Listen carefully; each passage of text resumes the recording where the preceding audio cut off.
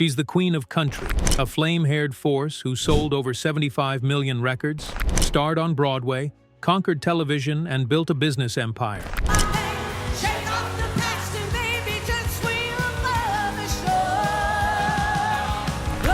But at 70, Reba McEntire no longer hides behind glitter and rhinestones. She is ready to speak the truth she once buried. For decades, she carried the weight of silence. Nashville expected her to smile, to keep the song sweet, to let pain hide in the shadows.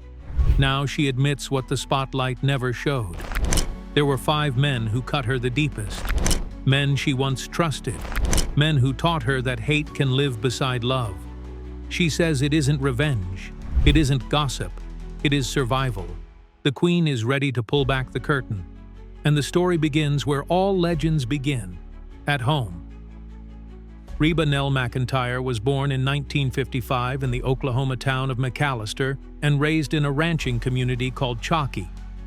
Her father, Clark McEntire, was a world champion steer roper, respected in rodeo arenas, feared at home. He was tough, unbending, and proud. Reba loved him deeply, but she craved his approval more than anything. What she got instead were words that cut like barbed wire. He told her singing wasn't a real job. He said her dreams were foolish. He told her, sometimes flatly, that she didn't have the talent to make it. For a girl who harmonized in the car with her siblings, who dreamed of bigger skies than Oklahoma, those words were poison. She hated the doubt. She hated his dismissals. And she hated that the one man she wanted to impress most couldn't see her gift. But she refused to crumble. She studied music, sang at rodeos, and chased every chance she could find. When she sang the national anthem at the 1974 National Finals Rodeo and was discovered, she knew destiny had cracked open. Even as her career rose,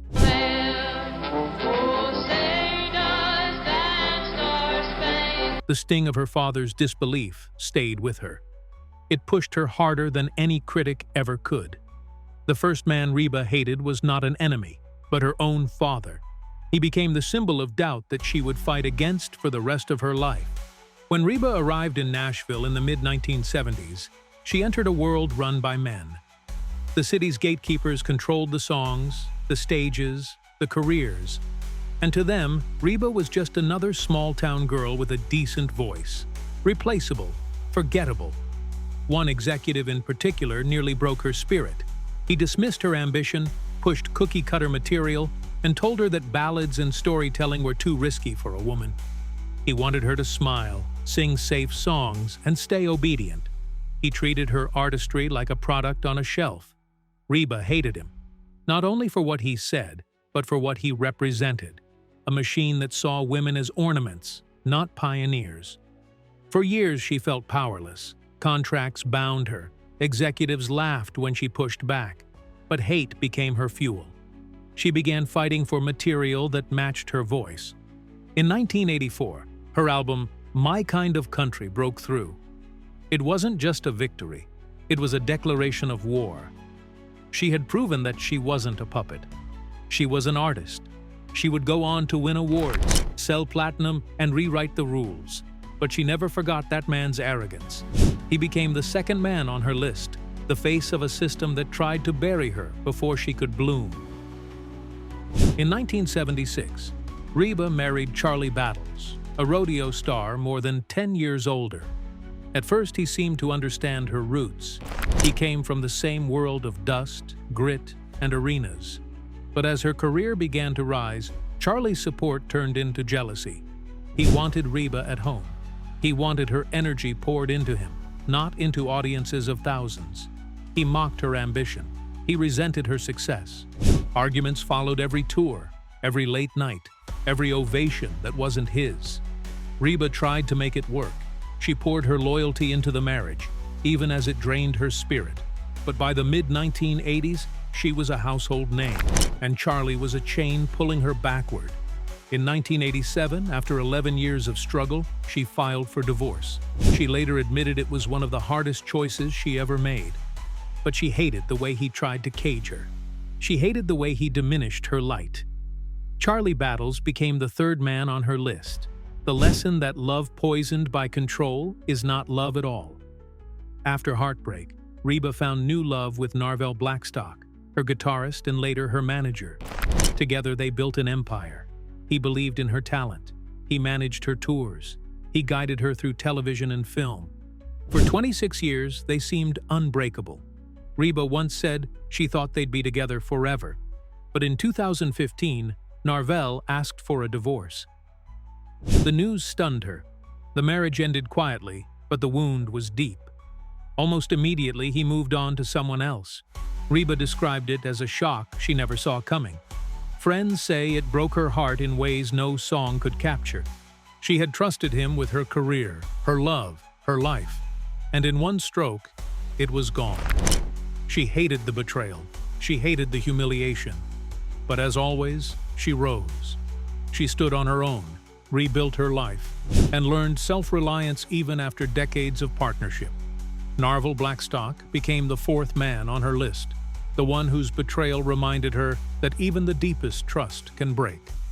By the 1990s, Reba was country's undisputed queen, but her dominance painted a target on her back.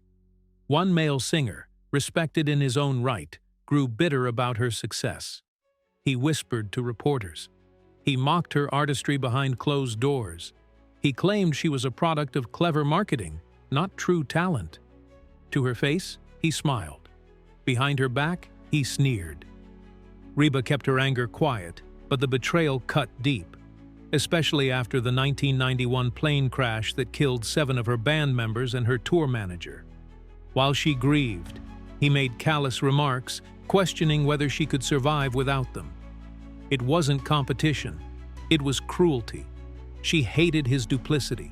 She hated the envy he represented. But she turned the hate into fire. She recorded For My Broken Heart, one of her most powerful albums. Her resilience silenced him more effectively than words ever could. That rival became the 5th man on her list, the echo of every man who tried to erase her worth. Not all wounds came from love or rivalry. Some came from business. At the height of her fame, Reba trusted a financial associate to manage her investments.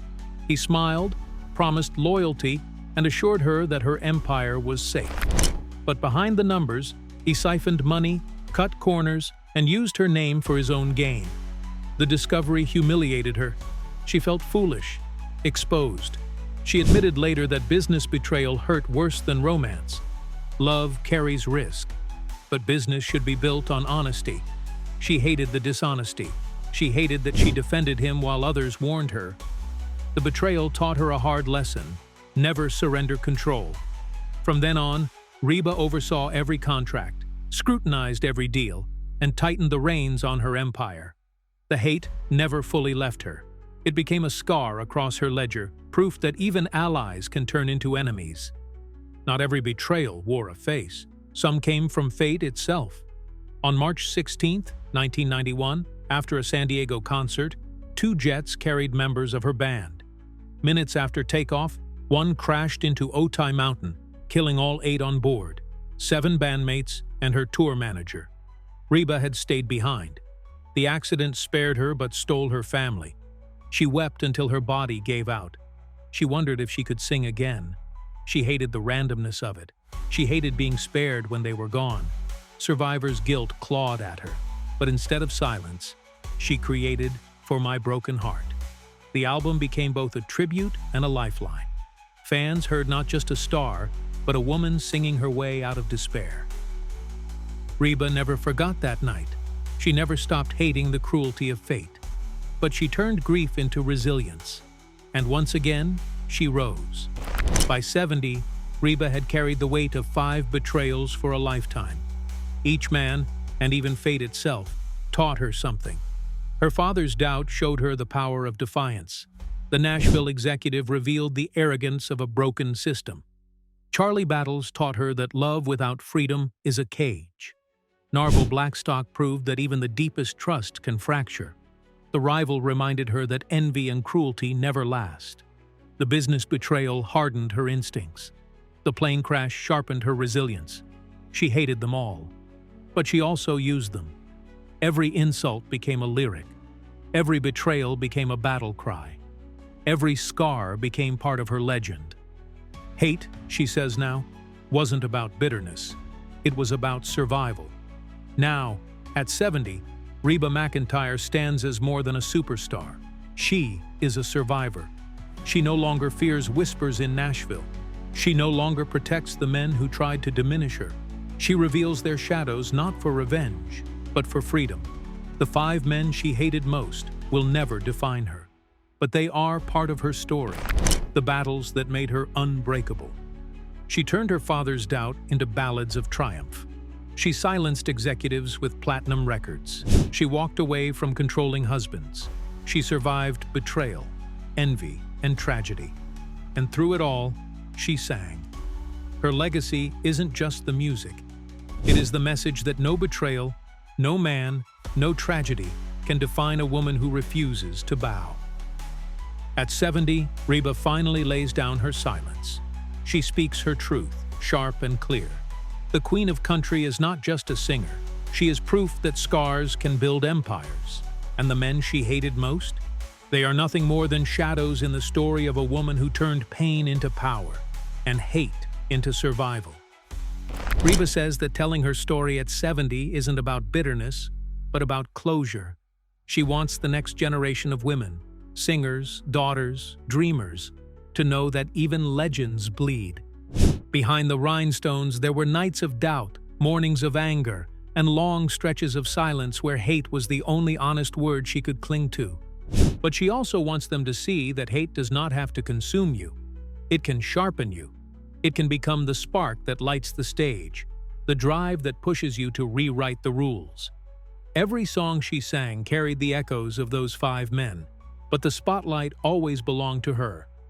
When fans pack her concerts now, they don't just hear hits. They hear survival. They hear a woman who turned betrayal into anthems, who stood in the ruins of heartbreak and built an empire anyway. At 70, Reba McEntire is still singing, still laughing, still standing taller than the shadows of the men who once tried to break her. And if hate once defined them, survival now defines her.